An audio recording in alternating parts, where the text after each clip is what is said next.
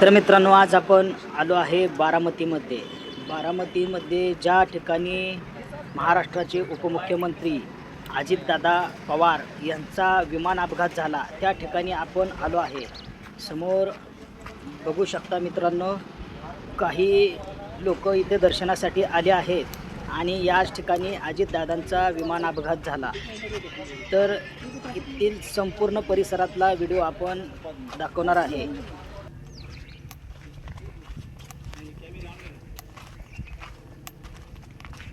मित्रांनो, 28 जानेवारी हा महाराष्ट्रासाठी काळा दिवस होता आणि समोर पाहू शकता याच ठिकाणी दादांचं विमान पडलं होतं।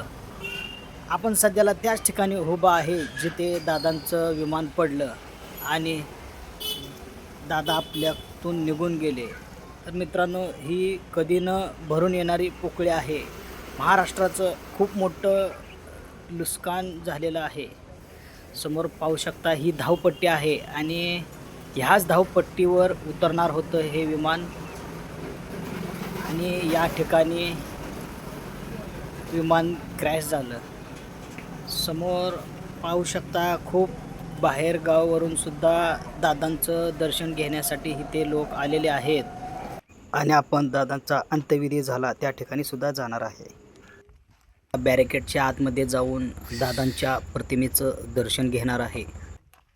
दर्शन घेतल्यानंतर इथे काही लोक दर्शनासाठी आलेले आहेत, त्यांच्या संगतसुद्धा थोडंसं आपण बोलणार आहे। मित्रांनो, अजूनसुद्धा खरं वाटत नाही की दादा आपल्यातून निघून गेले आहेत। भल्या पहाटे काम करणारा नेता या महाराष्ट्राने गमावला आहे। मित्रांनो, वर पाहू शकता मित्रांनो, प्रत्येक 5 ते 10 मिनिटाला इथून विमानं जात असतात आणि समोर ही धावपट्टी आहे आणि याच धावपट्टीच्या साईडला दादांचा विमान अपघात झाला। 28 जानेवारी ही पहाट उजडलीच नाही मित्र। महाराष्ट्र पोरका झालेला आहे। भल्या पहाटे आपल्या कामाची सुरुवात दादा करायचे। तर नमस्कार। तर दादा, तुम्ही कुठून आलेत? नांदेडवरनं, म्हणजे खास या ठिकाणी दादांचं दर्शन घेण्यासाठी।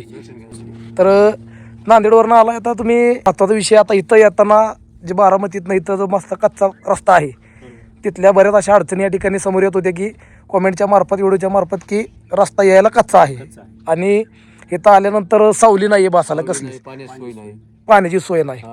पाणी तरी प्यायला पाहिजे, हो, म्हणजे आता प्रमुख मागण्या ज्या आहेत, आता जनतेची मागणी काय होती की महाराष्ट्रभरात एकच मागणी आहे की या ठिकाणी छान असं स्मृतीस्थळ बांधावं आणि आलेल्या बसण्यासाठी सभा मंडप राहावं। बरं, समोर आले तर लोकांना सावलीसाठी काहीतरी हे राहायचं, पाणी पाहिजे, रस्त्याची व्यवस्था झाली पाहिजे। कच्चा रस्ता आहे, कारण महाराष्ट्रात नाही तर भारताच्या कानाकोपऱ्यात या ठिकाणी लोक भेट द्यायला येत आहेत। तुरंत याची शासनाने दखल घेऊन याला कामाला चालू करावं लवकरात लवकर आमची मागणी आहे। आता आम्ही नांदेडवरून आलो, नांदेडवरनं आलाय, तितक्या दूर आलो, आता इथं पाणी नाही। खास दर्शनासाठी झालं नांदेडवर। नाव काय तुमचं? शिवाजी प्रकाश भारती। बरं, तुमचं? देवराव पांचा, भुजंग किशन मोरे। तर आता इथं हे नांदेडवरून आल्यात आणि इथं काही स्थानिक नागरिक सुद्धा आहेत। तर दादा, तुम्ही आल्यानंतर आपली थोडी चर्चा झाली, तर तुम्ही डेली इथे येता का? हो। बरं, काय आता नेमकं कसं वाटतं, म्हणजे काय विषय? ना आता कसं आहे माहिती आहे का, आमच्या लोकांचं काहीतरी नियोजन असणार बरं, नगरपालिकेचं ह्यांचं बरं. 100% तर लोक सारखीच येतात। लोक सारखं येतात, हो, दिवसभर पण आता चालू इथं आल्यानंतर लोकांची जी गैरसोय होती हां, हां.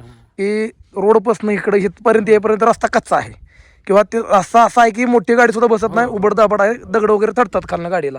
15 दिवसांनी इकडे गफान सुद्धा येऊ शकत नाही, का पाणी पडल्यानंतर पावसात येऊ शकत नाही माणूस। दिवसात इकडे माणसाला सुद्धा तर येता येत नाही। पावसाळ्याच्या पूर्वीच हे काम व्हावं व्हावं। अशी 15 दिवसाच्या आत काम झालं तर लोकांना येण्याची सोय नागरिकांची इच्छा आहे। गाडीची पार्किंगची सोय असेल किंवा इथं आल्यानंतर थोडं सावली पाहिजे किंवा सभा मंडप किंवा पाणी वगैरे प्यायची सोय पाहिजे अशी। इकडे येता सुद्धा येत नाही। येतं समजा दादा दर्शन घ्यायला येत असतील तर त्याला इकडे येण्याची गैरसोय आहे, तिथून रोडून गाड्या सोडून पायाने यावं लागतं, पाय न्यावं लागतंय। ते एक बोट बसवायला पाहिजे, दादापासून हे असेल हां. समजत नाही। आम्ही एअरपोर्टला जाऊन विचारून आलो। बरं बरं, तर नक्कीच तुमच्याच मागण्या नाही तर पूर्ण महाराष्ट्रभर काय देशाच्या बाहेरनं ह्या गोष्टीची कॉमेंट येतात की दादांचं ज्या ठिकाणी अपघात झाला होता त्या ठिकाणी लोक आवर्जून येतात आवर्जून भेट आणि त्यांना इथं आल्यानंतर एक शांती वाटते शांती वाटते. आणि एक बरं वाटतं. त्यामुळे अख्ख्या महाराष्ट्र काय भारतभरातनं लोक या ठिकाणी येत आहेत. इकडून आले ना आता 500 किलोमीटर हा, तुम्ही 500 किलोमीटरवरून आले दर्शनासाठी. तर एक मनात आपल्या भावना आहे, त्या भावनेपोटी आज आपण 400-500 किलोमीटरवरून इथं आलोय. तर नक्कीच ही जी व्हिडिओच्या माध्यमातून मागणी करण्यात आलेली आहे, सुनेत्रा वहिनीपर्यंत जर हा व्हिडिओ गेला तर लवकरात लवकर ह्या गोष्टीचा मार्ग निघेल. इथपर्यंत येणाऱ्या लोकांची गैरसोय होणं टाळेल. इथं आल्यानंतर त्यांना बसायला थोडीशी सावली भेटेल किंवा आल्यानंतर थोडंसं पाणी प्यावंच लागतं, कारण उन्हाचे दिवस आहेत. हा, तर ही नक्कीच मागणी पूर्ण होईल, एक मनात इच्छा आहे. रोड पासून आम्हाला तिथे एक बोर्ड पाहिजे समोरून येण्यासाठी. बरं दिसलं गावाला आम्ही गावात गेलो असं आम्ही येते वेळेस 10 जणांना विचारावं लागलं जागा बरं. कुठं आहे, रस्ता कुठं आहे. नाही, ते आता ते काय त्यांच्या नियमानुसार मॅपला टाकणे असेल असं किंवा ज्या काही गोष्टी आहेत, लोक भावना आहेत, एक भावनिक आतनं आवाज येतो की ह्या ठिकाणी गेलंच पाहिजे. महाराष्ट्रातला प्रत्येक माणूस आज इथपर्यंत यासाठी धडपडतोय. काही जण आले, काही जण यायचे राहिलेत. तर नक्कीच ह्या जागेला काहीतरी एक छोटंसं स्मृतीस्थळ व्हावं आणि या स्मृतीस्थळावरती पार्किंगची सोय असेल, रस्त्याची सोय असेल किंवा पाण्याची सोय असेल, एवढी व्हावी हीच प्रामुख्यानं मागणी लावून धरली जाते. तर ही मागणी लावून धरल्यानंतर अख्ख्या महाराष्ट्रभरात ही मागणी लावून धरली जाते. एवढीच विनंती आहे की हा व्हिडिओ सुनेत्रा वहिनीपर्यंत गेला पाहिजे आणि हा व्हिडिओ तिथपर्यंत गेल्यानंतर नक्कीच त्या दखल घेतील आणि भविष्यात काय लोक इथे येणार आहे त्यांची गैरसोय होणार नाही आणि दादांना भेटीचा मार्ग हा मोकळा होईल. नक्कीच, धन्यवाद. मित्रांनो, ज्या ठिकाणी दादांचा अंत्यसंस्कार झाला त्या ठिकाणी आपण दर्शन घेण्यासाठी आलो आहे.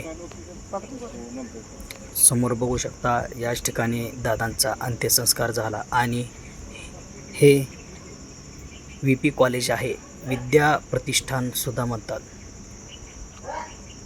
या VP कॉलेजच्या ग्राउंडमध्ये खूप मोठं असं ग्राउंड आहे आणि या ग्राउंडमध्ये माणसांना उभा राहण्यासाठी सुद्धा जागा शिल्लक नव्हती.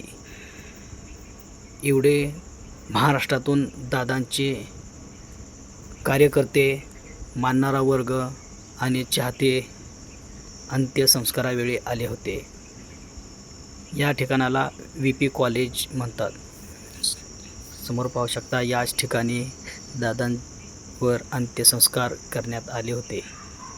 अजूनसुद्धा या ठिकाणी काही लोक, कार्यकर्ते, चाहते आणि दादांचा मानणारा वर्ग दर्शनासाठी येत आहे. आपण इथे सुद्धा दादांचं दर्शन घेण्यासाठी आलो आहे. मित्रांनो, खरंच इथे आल्यानंतर कळलं की दादा पहाटेची सुरुवात कशी करायची ते सुद्धा समजलं. सुंदर अशी बारामती दादांनी केलेली आहे. ग्रीन सिटी केलेली आहे, स्मार्ट सिटी केलेली आहे. दादा म्हणायचे, मी कामाचाच माणूस आहे. खरंच मित्रांनो, इथे आल्यानंतर कळतं की दादांनी काय काम केलेलं आहे. अजूनसुद्धा या ठिकाणी 5 महिने झाले, अजूनसुद्धा लोक इथे दर्शनासाठी येत असतात. आम्हीसुद्धा इथे आज दर्शनासाठी आलो आहे. मित्रांनो, आता इथेच थांबूया, नंतर भेटू एका नवीन व्हिडिओमध्ये. तोपर्यंत धन्यवाद.